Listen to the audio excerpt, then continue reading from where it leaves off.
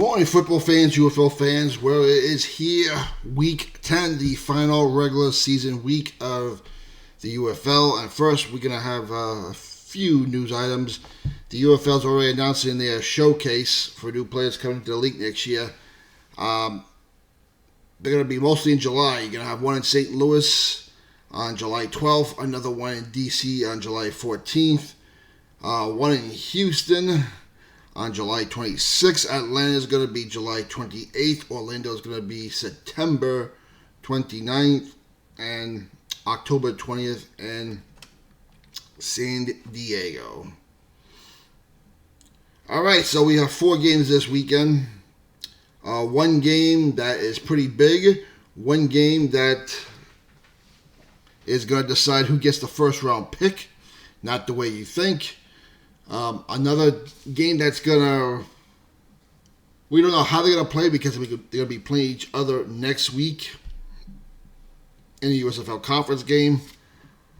And being that Birmingham has pretty much has all the tiebreakers and already beaten Michigan once, they pretty much have home field anyway.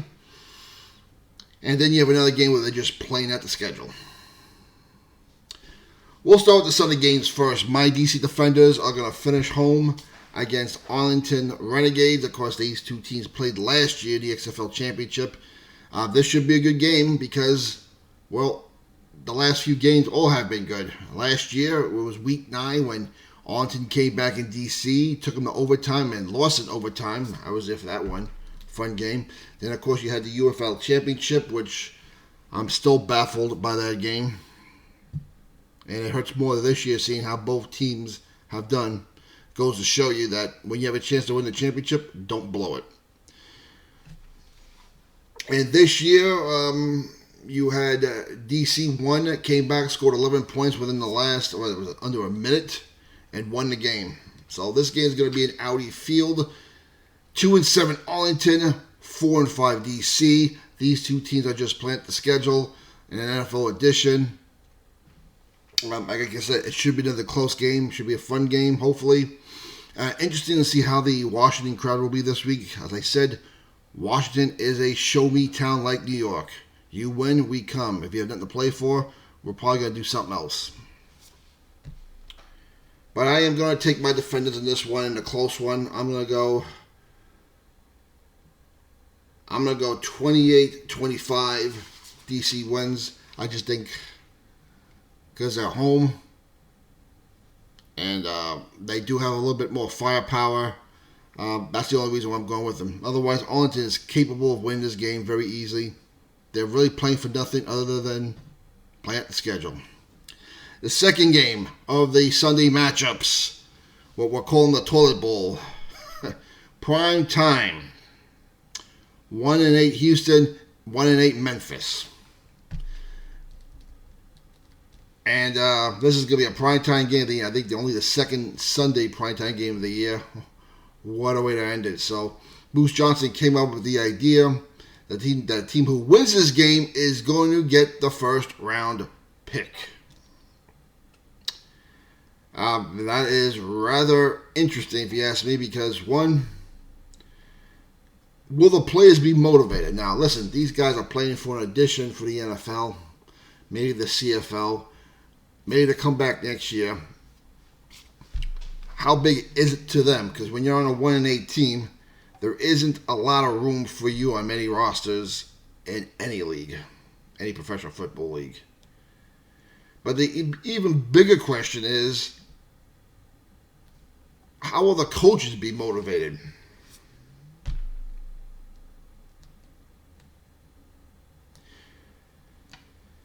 Because John DeFilippo, you gotta wonder,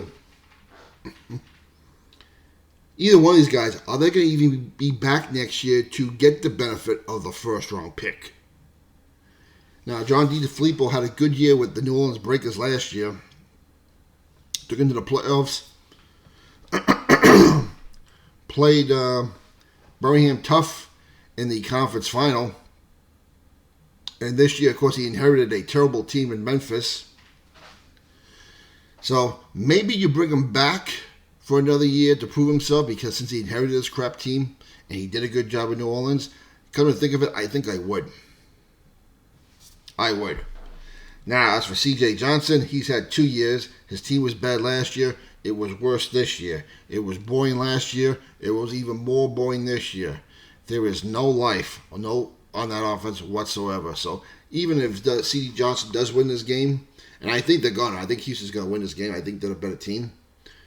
Will he even benefit from having the first round pick in every round? So how do coaches get motivated for this game? I think this could be more of a ratings ploy more than anything else, because the attendance probably won't be nothing more than 6,000, 7,000 again. This game is going to be at the Liberty Bowl in Memphis.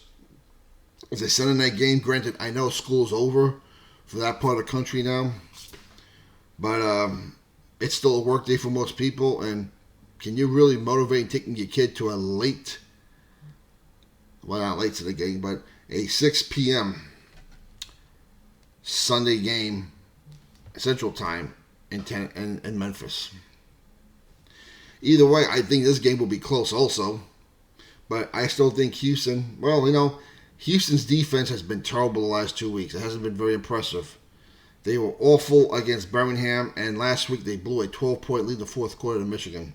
Granted, playoff teams, but the Houston offense has actually looked pretty decent the last few weeks. But there's nothing in Memphis that says they could win this game. They've given up 30 points, I think, 7 of the last 8 games. Their offensive line is crap, despite the fact they do have a good running back in Darius Victor, and they do have 2 good quarterbacks in Cookers and Josh Love. But I see Houston win this one. I'm going to go 24-19 Houston. Now we'll talk about the Saturday games. First game, 2 p.m. 1 p.m. Central Time in Birmingham. 7-2 Michigan, 8-1 Birmingham. Now these two teams are going to be playing next week in the conference final in Birmingham. So if Michigan wins this game, they would have the same exact, the record, head-to-head would be 1-1. The conference record would be the same, but Birmingham has a better point differential, so they're going to get the home field advantage. And from what I've seen, if my math is right, Michigan would have to score something like over 50, 60 points and hold Birmingham down a certain number to get the 1 seed. So that's not going to happen. And it's a good thing, because since Ford Field wasn't available, this would have been embarrassing for Michigan to win the number 1 seed, go to Birmingham as number 1 seed, and lose at Birmingham. I can just hear it now. But for that reason alone, I'm hoping Birmingham wins this game just to say they had the better record. How they're going to play this game, who knows? This game means nothing in the grand scope of things. Now, you can maybe make the case that they should give Bryce Perkins some reps for next week's game, because if I'm Michigan, that's my quarterback.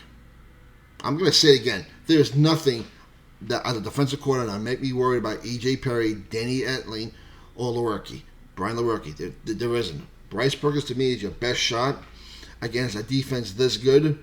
You can't be one-dimensional against a team like Birmingham and expect to win. But then again, Birmingham's defense, since they have a new head coach this week, a defensive coordinator, Blevins is taking over for a guy that's left for health reasons and personal reasons. What a shame, because this is the time of year you don't want that.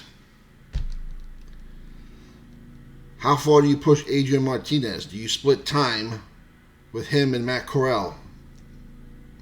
Or do you bring in Javar Smith to say, hey, you haven't played all year?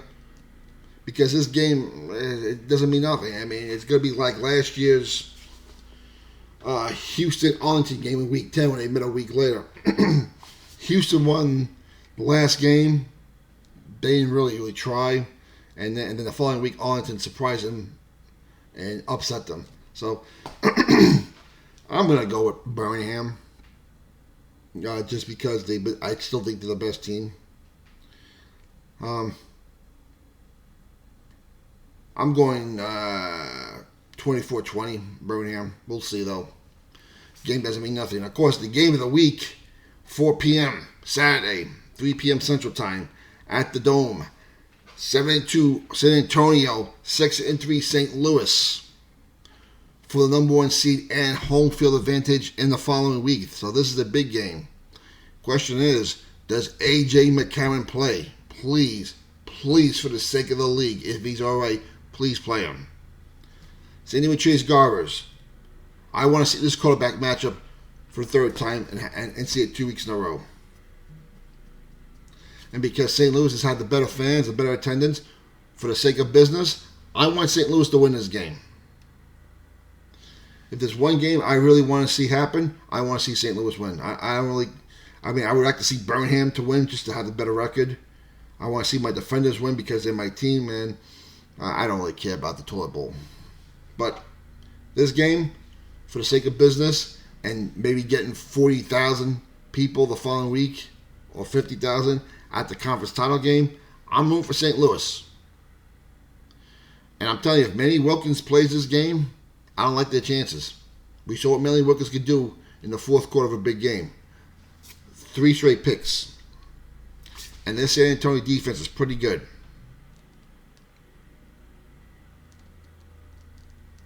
So, if A.J. McCarron plays, I think they win this game. I really do.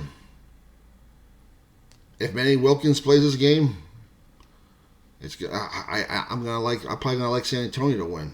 But for the sake of making a pick and the fact I want St. Louis to win, I'm going with St. Louis. Another close game. I am gonna go 23-20. St. Louis has won the last 2, both games in San Antonio. So that's what I'm going with this week. I'm going with Houston in the toilet bowl, DC, my team to finish up the year, Birmingham to win a meaningless game, and St. Louis to win the game of the week. And hopefully, for the sake of the league, I want to see St. Louis and Birmingham in the final. Let me know what you think. Put your comments down below. What's your opinion? I'd like to know. Like and subscribe. And for the love of football, we'll talk to you later.